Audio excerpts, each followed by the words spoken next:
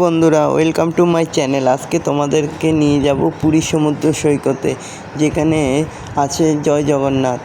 তো জগন্নাথ পুরী যাওয়ার মূল আকর্ষণই ছিল সমুদ্র দেখা আর জগন্নাথ দেবের দর্শন করা। আর একটা ইচ্ছে ছিল আমার উটের পিঠে চড়া।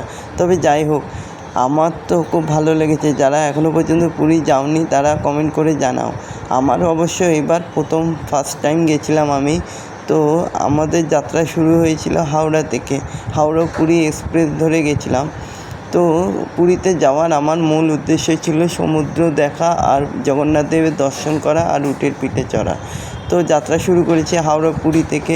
শুক্রবার রাতে উঠেছি আমরা, শনিবারে গিয়ে পৌঁছালাম। আর যে হোটেলটা নিয়েছিলাম ইন্দোলোক হোম, যে হোটেলটা সত্যি খুব সুন্দর, পরিপাটি, গুছানো গাছানো হোটেল এবং এসি দেওয়া। আমাদের রুমের ভাড়া পড়েছে 2500 টাকা করে একদিন। 2টো রুম আর একটা রান্নাঘর পেয়েছিলাম। তারপরে সন্ধ্যাবেলা একটু জগন্নাথ মন্দিরে গেছিলাম, তখন রথের কাজ হচ্ছে, রথের চাকা তৈরি হচ্ছিল। সন্ধ্যাবেলাও কিন্তু প্রচুর ভিড় ছিল, দূর থেকে দর্শন করেছিলাম। তারপরের দিনই আমরা বেরিয়ে পড়লাম কোণারক সূর্য মন্দিরের উদ্দেশ্যে। আমরা স্কুটি ভাড়া নিয়েছিলাম, যা প্রাইস পড়েছিল 500 টাকা করে, আর তেল খরচ নিজেদের। তো যাত্রা শুরু করেছিলাম কোণারক মন্দির থেকে। সেখান থেকে গেছিলাম আমরা গুপ্ত বৃন্দাবন। তারপরে রাতেই গেছিলাম জগন্নাথ দেবের মাসি পিসির বাড়িতে। তো আমরা 9 জনের একটা গ্রুপ গেছিলাম। তো খুব মজা করেছি, খুব আনন্দ করেছি। যারা এখনও পর্যন্ত পুরী যাওনি তারা একবার গিয়ে ঘুরে আসতে পারো। আমার অবশ্য এবার ফার্স্ট টাইম হয়েছে পুরী ভ্রমণ। এরপরে নেক্সট প্ল্যান যখন হবে তোমাদেরকে জানাবো। আর এরকমই সব ভিডিও পেতে হলে আমার চ্যানেলটিকে অতি শীঘ্রই লাইক, কমেন্ট, সাবস্ক্রাইব করতে ভুলো না।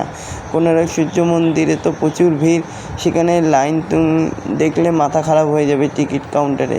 তো টিকিট কাউন্টারে ছাড়াও লাইনে না দাঁড়াতে চাইলে তোমরা অনলাইনেও কাটতে পারো মোবাইলে। তো আমরা অনলাইনেই কেটেছিলাম। তারপর বিকেলে এসেই আবার দুপুরের দিকে একটু পুরীর সমুদ্র স্নান করলাম বিচে গিয়ে। তো খুব মজা করলাম, ফটোশ্যুট করলাম। সন্ধ্যাবেলায় আবার একটা স্ট্রিট ফুডগুলো টেস্ট করে দেখছিলাম। সেখানকার হোটেলে গিয়ে কাবাব খাচ্ছিলাম, তারপর সেখানকার লোকাল খাবারগুলো খাচ্ছিলাম। তারপর তোমরা ছানা পোড়া খেতে ভুলো না কিন্তু গেলে পুরীতে।